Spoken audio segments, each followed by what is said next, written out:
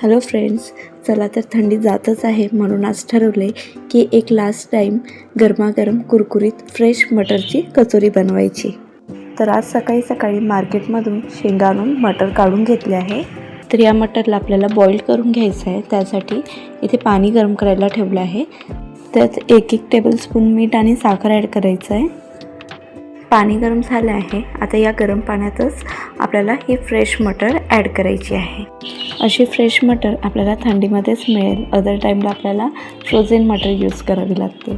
तर चला आता ही मटर आपण गरम पाण्यात ॲड केली आहे। आता 15 ते 20 मिनिटासाठी याला झाकून सोडून द्यायचं आहे। आता मटर सॉफ्ट होईल तेवढ्याच वेळात कचोरीची पाती बनवण्यासाठी एक मिश्रण तयार करून घेऊया। त्यासाठी इथे मी 2 वाटी गव्हाचं पीठ, अर्धी वाटी रवा आणि 1 वाटी मैदा घेतलेला आहे। त्यात चवीनुसार मीठ, थोडं तीळ, थोडं ओवा आणि 2 पिंच एवढं सोडा ॲड करून घ्यायचं आहे। आता यात 2 टेबलस्पून एवढं तेल ॲड केलेलं आहे। तेल गरम आहे। तेल ॲड केल्यानंतर ह्या सगळ्या गोष्टी छान हाताने मिक्स करून घ्यायचं आहे। तुम्हाला वाटेल तर ही कचोरी तुम्ही फक्त मैद्याची पण करू शकता। मी इथे गव्हाचं पीठ आणि रवा ॲड केलेला आहे। तेल आपल्याला एवढंच टाकायचं आहे जेवढं तेल टाकल्यानंतर या पिठाची मूठ बनेल। हे बघा, इथे मी दाखवलेलं आहे। असं मूठ पडायला लागली म्हणजे तेवढं तेल या मिश्रणासाठी सफिशियंट आहे। जास्त तेल ॲड केल्याने कचोरी फ्राय केल्यानंतर तेल पकवून राहील, म्हणून आपल्याला इथे थोडंच तेल ॲड करून घ्यायचं आहे।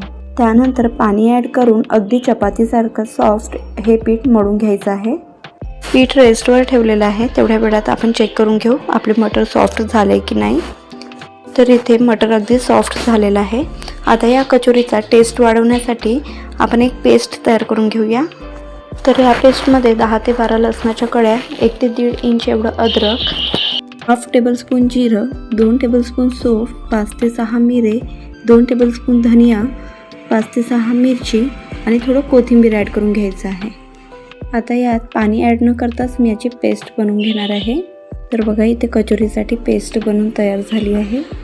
ही पेस्ट रफली तयार करायची आहे। अगदी 1 ते 2 मिनिट मिक्सर चालवूनच करायची आहे। खूप जास्त बारीक अशी पेस्ट बनवून नाही घ्यायची आहे। चला तर इथे पेस्ट तयार झाली आहे। आता आपण सॉफ्ट झालेले मटर ग्राइंड करून घेऊया। आता या मटरला पण खूप जास्त पेस्ट बनवून नाही घ्यायची, याला 1 ते 2 मिनिटच ग्राइंड करून घ्यायचं आहे।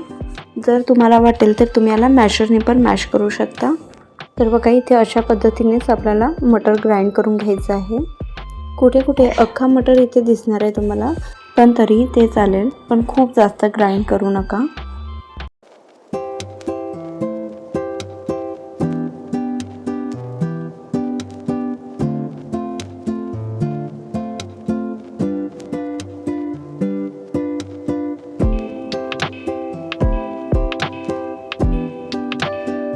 तर बघा, इथे पूर्ण मटर ग्राइंड करून झाले आहे।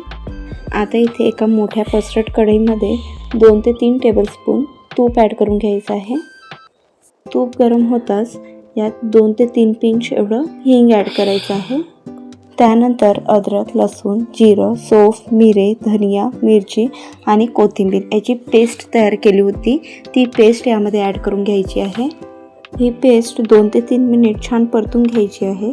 त्यानंतर चवीनुसार मीठ आणि 1/2 टेबलस्पून लाल मिर्च पावडर ॲड करायचं आहे। तसं तर मी पेस्टमध्ये 5 ते 6 हिरवी मिरची ॲड केली होती, पण इथे कलर येण्यासाठी मी 1/2 टेबलस्पून लाल मिर्च पावडर ॲड केलेला आहे। तुम्हाला इथे लाल मिर्च पावडर स्किप करायचं असेल तर तुम्ही स्किप पण करू शकता। या स्टेजवर तुम्ही थोडं बेसन पण ॲड करू शकता। मी इथे बेसन ॲड केलं नाही आहे। आणि बेसन छान भाजलं गेलं की लगेच आपल्याला ग्राइंड केलेलं मटर ॲड करायचं आहे। आता इथे पेस्ट, मसाले, मटर छान मिक्स करून घ्यायचं आहे। सगळ्या गोष्टी छान मिक्स झालेत की यात 1/2 टेबलस्पून गरम मसाला, 1/2 टेबलस्पून आमचूर पावडर, 1/2 टेबलस्पून धनिया पावडर आणि 2 टेबलस्पून शुगर पावडर ॲड करायची आहे। आता परत या सगळ्या गोष्टी छान मिक्स करून घ्यायचं आहे। सगळे मसाले मटरमध्ये छान मिक्स झाले की त्यानंतर थोडे ड्रायफ्रूट्स ॲड करून घ्यायचं आहे। त्यासाठी मी इथे थोडा काजू छोटे छोटे तुकडे करून ॲड केले आहे आणि थोडं किशमिश ॲड केलेलं आहे।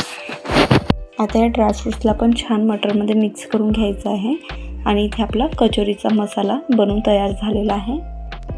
त्यानंतर आता पाती बनवण्याची तयारी करून घेऊया। तर इथे चपाती एवढेच गोळे तयार करून घ्यायचं आहे आणि हातानेच पसरून त्याला पाती बनवून घ्यायची आहे।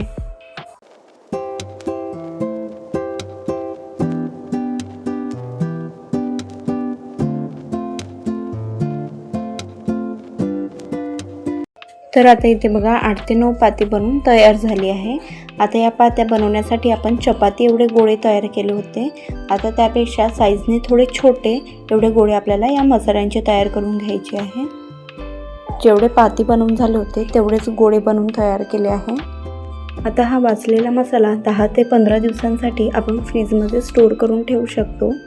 मसाला तयार असला की गेस्ट कधी पण आले तरी वेळेवर आपण कचोरी बनवून तयार करू शकतो किंवा सकाळी स्कूल ऑफिसच्या घाईमध्ये या मसाल्याची स्टफिंग करून पराठासुद्धा बनवू शकतो. तर बघा आता कचोरी बनवण्यासाठी या पातींवर तयार केलेले मसाल्यांचे गोळे ठेवून द्यायचे आहे आणि मोदकसारखे पॅक करून हाताने प्रेस करून घ्यायचे आहे. व्हिडिओत दाखवल्याप्रमाणे पॅक करताना जो एक्स्ट्रा पार्ट निघतो तो या दुसऱ्या पातीच्या मधोमध आपल्याला लावून घ्यायचा आहे. त्याने आपली कचोरी मधून छान जाड आणि फुगून येईल.